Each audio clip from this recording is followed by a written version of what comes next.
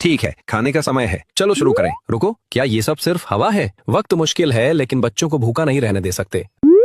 अरे यहाँ इतनी ज्यादा हवा क्यों है? मदद करो, मैं फटने वाला हूँ, पेट पूरी तरह भर गया है। खाने का समय हो गया प्यारे। भाई भूख लगी है?